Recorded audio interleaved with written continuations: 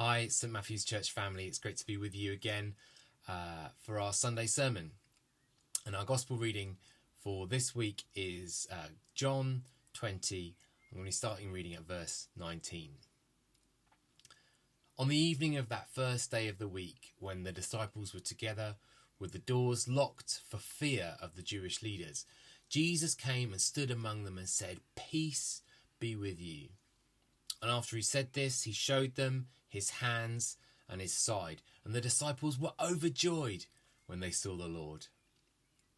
Again, Jesus said, "Peace be with you. As the Father has sent me, I am sending you." And with that, he breathed on them. And he said, "Receive the Holy Spirit. If you forgive anyone's sins, their sins are forgiven. If you do not forgive them, they are not forgiven." Do not be afraid. Many of you will know that this is the most often given command in the Bible. And right now we need to hear those words more than ever because our world is full of fear. We read in this passage that the disciples had their doors locked for fear of the Jews. And we have our doors locked, don't we, for fear of coronavirus and all the disruption that it is causing in our world. More than ever, we need to hear Jesus' words to his disciples. Peace be with you. All of us are experiencing different levels of fear right now, I guess. And of course, some fear is good. It's healthy. It's part of God's design of our bodies that we fear things like falling off cliffs or food poisoning or whatever. That's good, healthy fear. But fear is a good passenger in the car of our lives. I don't think it's a great driver. If you let fear get into the driving seat of your life, it will start to take over. It will say things like, well, what if this happens? And then this happens, and then this, and then this. And before you know it, we're imagining the worst case scenarios in our hearts. Fear catastrophizes. It expands on every problem into a catastrophe. It wants you to be paralyzed. Now, I realise that some of us are having harder times than others right now. I know some people in our community are doing okay, and some are really struggling. And you might say to me, well, who are you to tell me not to fear? You don't know what I'm going through. And you're right, I don't. But Jesus does. Jesus embraced the worst case scenario, and he came out the other side. He faced our deepest fears, rejection, ridicule, humiliation, and even death head on the cross.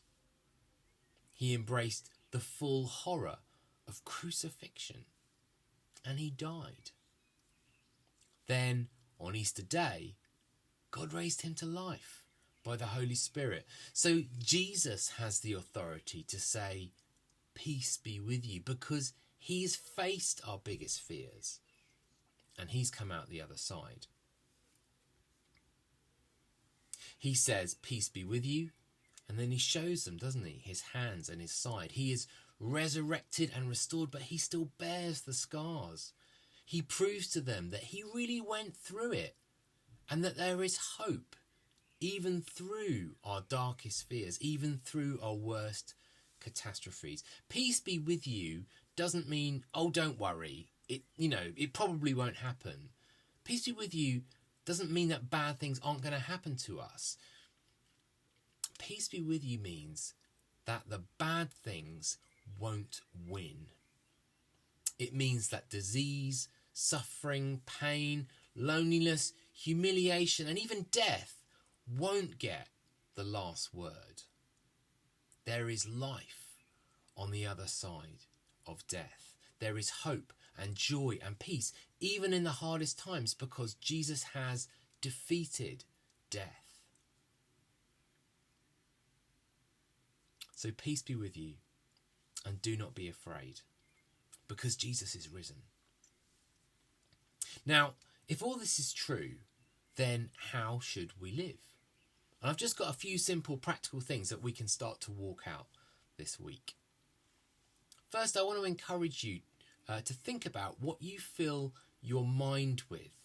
In this season, personally, I've been very aware of what I'm filling my mind with, especially in terms of social media and news and things like that. And I've made sure that the first thing that I read when I wake up in the morning is not my phone or the news, that it's my Bible or at least a Christian book, so that the first thing that I have in my brain as I wake up is the truth of God. I've been filling my mind also just during the day with things like sermon podcasts and Bible readings and Christian songs, not to deny the realities. I'm still reading the news, I'm still looking at Facebook, but I want the main thing that I'm focusing on right now to be the peace of Jesus. So I'd encourage you to think about that for yourself. How are you filling your mind with God's truth? Secondly, I want to encourage you to bring your doubts and your fears to Jesus. If we keep on reading this passage, we'll see the famous exchange with Thomas. And I always kind of feel sorry for Thomas because he gets a bit of bad press, doesn't he? I reckon if I'd been Thomas at that time, I probably would have doubted that Jesus had been resurrected as well. But we see Jesus being gracious with Thomas as he shares his doubts. Jesus appears to him. He shows him his wounds. He invites him to believe. If you have fears, doubts, struggles, I'd encourage you to bring them to Jesus. Don't bottle them up. Don't push them down. Don't try and distract yourself by, some junky film or whatever. Write them down in a letter to God if that helps, or just speak them out loud to God. I truly believe that you'll find Jesus listening to you and meeting with you as you're honest with him. Finally, notice that Jesus doesn't just comfort his disciples. He empowers them for mission in this story. He breathes his Holy Spirit on them and sends them out to continue what he has started. In these days, even in this time when you're maybe, shut in your house, you have a mission. It might be to sit and to pray for people and situations. It might be to phone or text a message to someone, an encouragement, ask how they are. It may be other things. It may be more practical. It may be that you can get out and do certain things for people. But the important thing is to realise that God has a mission for each one of us right now. So ask him when you wake up in the morning, God, what can I do for you today? And as you do that, receive his empowering and then respond to his call. I'm going to include a couple of song videos alongside this sermon. And one of them is the song Listen to the Words, which we used last week as well in the Easter service. And I'm including that because it was written directly out of this passage. And I think that you'll find it a really good way of responding in song and in prayer to what we've been talking about. The other is another song by my friend Andy Clark called When God's Perfect Plans. And again, I think you'll find this another great way to know Jesus as the Prince of Peace during this time.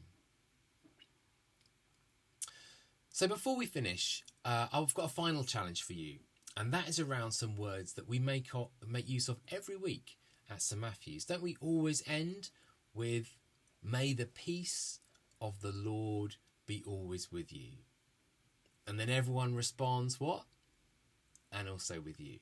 Yeah, and we greet one another with a sign of peace. Well, we can't do that physically. We can't shake each other's hands or have a hug right now. But I would really encourage you to share this with somebody this week, maybe a few people.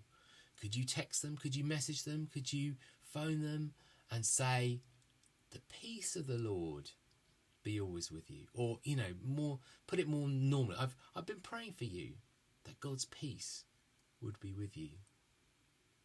Could you do that this week? So, church family, the peace of the Lord be always with you. Amen.